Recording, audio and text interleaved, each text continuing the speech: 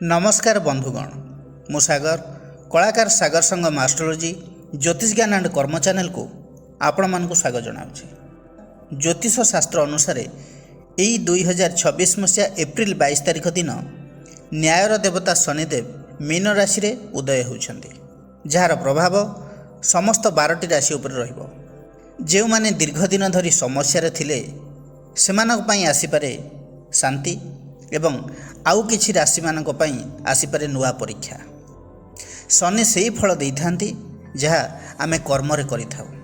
तेणु शनिंकर एही उदय आपणक जीवन को केउ दिगरे नेब, आपणकर राशि रे केमिति प्रभाव पकाइबो आसंतु जानिबा। आमे आज आलोचना करिबा सिंह राशि पई एही शनिंकर उदय किपरि फल देबो। सिंह राशि पई शनि हेउछंती षष्ठ एवं सप्तम भावर अधिपति।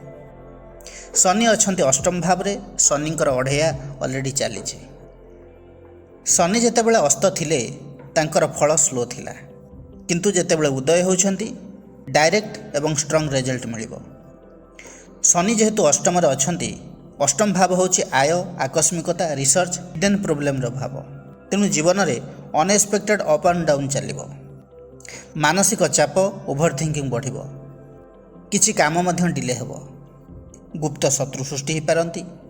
जदि पॉजिटिव साइड देखिबा आपणक भितर स्ट्रॉन्ग मैच्योरिटी एवं पेशेंस बढ़िबो, आध्यात्मिक रुचि बढ़िबो। जो माने रिसर्च, एस्ट्रोलॉजी आदि फील्ड रे अछंती डीप नॉलेज गेन करिवे।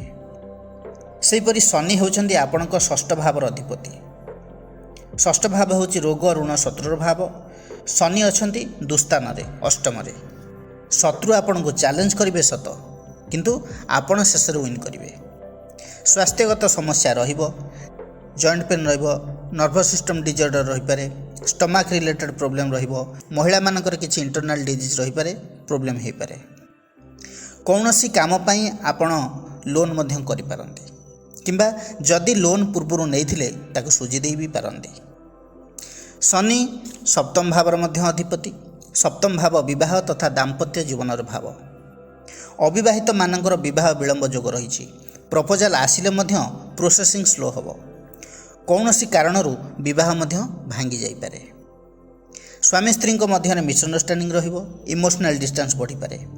लाइफ पार्टनरकर हेल्थ इश्यू आपणक पई समस्यार कारण हो पारे। हॉस्पिटल रे हठात टंका खर्च हो पारे। ऑपरेशन मध्य संभावना रही। सेहीपरि जो माने न्यूली मैरिड कपल छोट मोट कथा को नहीं आर्गुमेंट से मध्य नहीं पारे। परस्पर को संदेह दृष्टि देखि पारंती।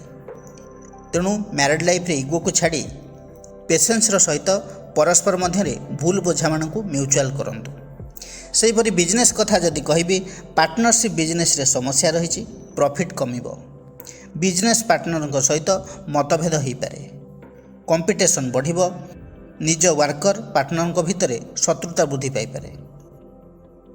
जदि रिलेटिव को नहीं आपण बिजनेस करूछंती, संपर्क रे फाट सृष्टि हो पारे। तेणु सतर्क रहिबे। हठात काहाकू भरोसा करंतु नहीं। इन्वेस्टमेंट देखि चाहि करंतु, नहले प्रॉब्लम रे पड़ी पारंती। किंतु जो माने सिंगल बिजनेस करूछंती सेमानकर एते समस्या आसी न पारे, किंतु प्रॉफिट कमिबो। शनिंकर एई अढ़ेया सिंह राशि पई चैलेंजिंग पीरियड। मेंटल प्रेशर, सफलतार प्रतिबंधक आसिबो। किंतु जो सिंह राशि व्यक्ति जातक शनि शुभ स्थान रे थिबे, शुभ ग्रहर दृष्टि रे थिबे, अस्त हेई नथिबे, तेबे ए शनि को उदय परे पेंडिंग इश्यू सडनली एक्टिव हेबो। जहाको आपण इग्नोर करूथिले सिचुएशन को फेस करिया को साहस मिलिबो। धैर्य शक्ति बढ़िबो। कैरियर रे डेवलपमेंट एवं ता सहित रेस्पॉन्सिबिलिटी बढ़िबो। हिडन एनिमीज एक्सपोज हेबे एवं स्पिरिचुअल ग्रोथ बहुत बढ़िबो। जदि आपण ऑनेस्ट एवं डिसिप्लिन रहिबे, शनि शेष रे स्ट्रॉन्ग सक्सेस देबे। सिंह राशि व्यक्ति विशेष माने प्रतिकार कौन करेंगे? शनिंकर अशुभत्व ह्रास पाई शनिंकर बीज मंत्र को जप करंतु। मंत्रटी है ओं प्रांग प्रिंग प्रौं शनिश्चराय नमः। यही मंत्र को दैनिक 21 थर जप करंतु। प्रत्येक मंगलवार दिन हनुमान चालीसा पाठ करंतु। सूर्य को जल अर्पण करंतु। आपण शुभ रहिबो। बंधुगण, यह थिला सिंह राशि पई शनि उदयर फलाफल विषय आलोचना। जदि भिडियोटी भल लगी थाए तेबे लाइक कमेंट शेयर करने जमार भी भूलिए नहीं। पुणी आसबि आउ एक नुआ अध्याय को नहीं से पर्यंत रहुछि नमस्कार।